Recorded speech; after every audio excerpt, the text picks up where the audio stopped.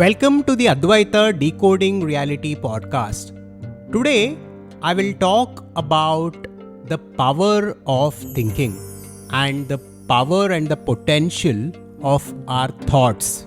We will go into some of the ancient teachings of India and we will understand some ancient concepts in order to understand the power of our minds and how we can shape our reality by consciously controlling our thoughts and our feelings.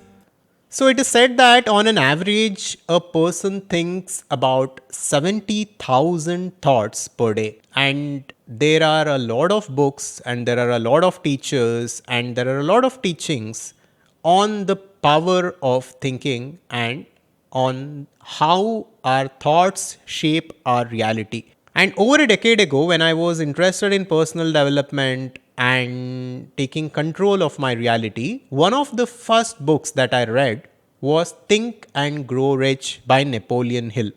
This book, as the title itself says, talks about the power of thinking and it talks about how our thinking creates our reality. But as I started exploring different books, different teachings, different teachers, etc., I eventually came to the teachings of the ancient Upanishads. Of course, Upanishads and Vedanta do not directly talk about the power of thoughts and the power of thinking because the teachings of Upanishads talk about a higher reality. They talk about something which is beyond all this. But by understanding different terminologies, different teachings of Bhagavad Gita and the Vedanta, we can understand the importance of thinking and the importance of thoughts. Someone once said, "We become what we think about." And this is very true. And the great teacher of Advaita Vedanta, Astavakra, once said, Yamati sa gati bhavet, which means however we keep our mind and however we think, such kind of a life we will live. With that, let us understand some concepts that are necessary in understanding the power of thinking. Here, first, we need to understand the concept of karma. Karma is action and memory. Basically, our mind, our subtle body, passes through various physical bodies. This is called as reincarnation and rebirth in Hinduism. So we have come to this world a number of times in number of different forms, and there is a lot of accumulated memory of all the actions, of all the intentions, of all the thoughts that was performed by this subtle body or the mind. All of it together is karma. And this karma creates a certain momentum for our life, for this life. And this karma that we have accumulated for ourselves create our vasanas for this life. Vasanas are subtle tendencies which makes us a certain kind of a person. So right now I have a certain kind of a personality. I think a certain way, I feel a certain way. I have different tendencies about different kinds of food, different kinds of people, different concepts, etc. So each of us are very different at the level of our personalities. And these are vasanas. Because of these vasanas, which are the subtle tendencies that we hold, we are a certain kind of a person. Now, because of karma, we have certain vasanas, and because of our vasanas, we have certain samskaras. Samskaras are basically behavioral traits. We all behave in a certain way. There are happy people, there are kind people, there are sad people in this world. So, these behavioral traits are samskaras. Because of our samskaras, we think different thoughts. These thoughts are vrittis. Vrittis are modifications of the mind. So, whatever activity happens at the surface level of the mind are the vrittis. Because of our thinking and vrittis, we perform certain kinds of actions. These actions constitute karma again, and the cycle continues. This is how we need to look at the reality, and this is how we need to understand that we are creating our own reality unconsciously. And in all this, thinking happens at the conscious level.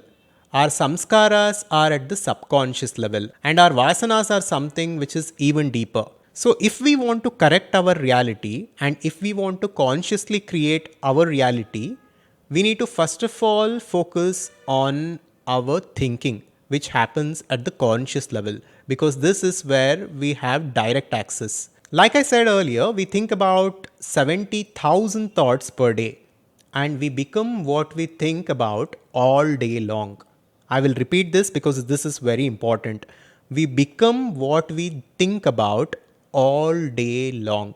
So we need to be extremely conscious about our unconscious thought patterns, and we need to come out of our unconscious thought patterns. And if you have watched any of our previous videos, you understand the premise of ancient Advaita Vedanta. Basically, we are that infinite consciousness. We have infinite potential deep within us. And whatever we pay attention to and whatever we focus on gets empowered. When we think different thoughts and when we bring different vrittis or thoughts to that consciousness, those thoughts become empowered with that infinite consciousness and they find manifestation.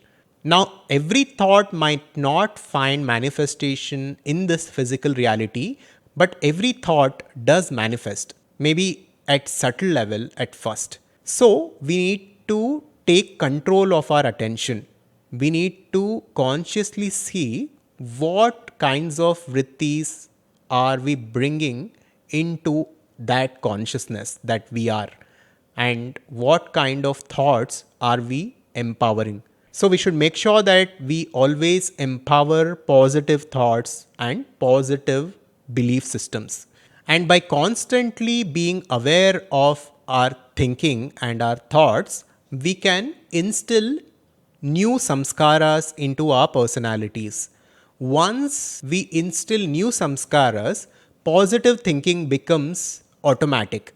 This is when we can start seeing positive results in our lives, and this is how we can begin to create a positive life for ourselves. But this is easier said than done, because samskaras lie deep within our subconscious and they have right now taken control of us.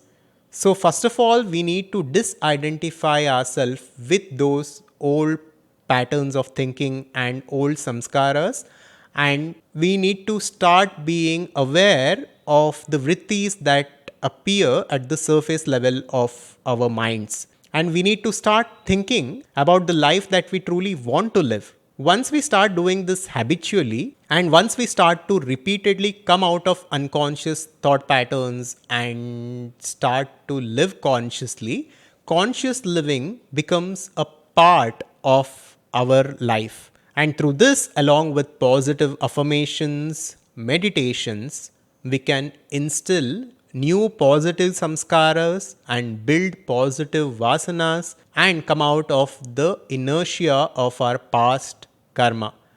And all of this will create a new life for us, a better life for us. I hope you found this valuable, and if you want to truly understand how to consciously create your life the way you actually want to live, then check out our community cum learning platform, the Advaitha Conscious Society. You can find more information by visiting advaitha.com.